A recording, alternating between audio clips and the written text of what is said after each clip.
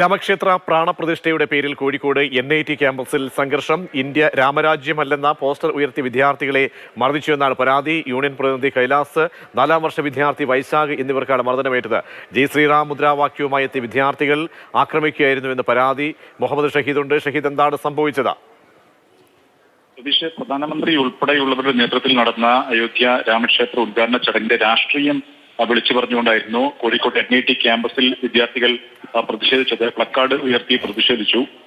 ഇതിനിടെയാണ് സംഘർഷമുണ്ടായത്. India രാമരാജ്യമല്ലെന്ന poster ഉയർത്തിയ ആണ് വിദ്യാർത്ഥികൾ പ്രതിഷേധിച്ചിരുന്നത്.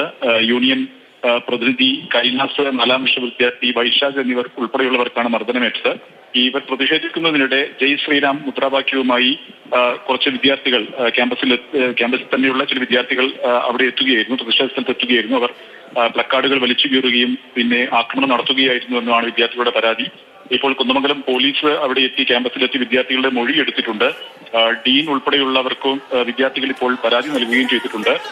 ഏതായാലും പോലീസ് ഇക്കാര്യത്തിൽ ഏത് വകുപ്പുകൾ ഉൾപ്പെടെ ചുമത്തിയാണ് കേസെടുക്കുക എന്നുള്ള കാര്യത്തിൽ പോലീസിൽ നിന്നും ഇനിയും തീരുമാനമുണ്ടാകേണ്ടതുണ്ട്. ശരി, മുഹമ്മദ് ഷഹീദാണ് സംഘർഷത്തിന്റെ വിവരങ്ങൾ പങ്കുവച്ചത്.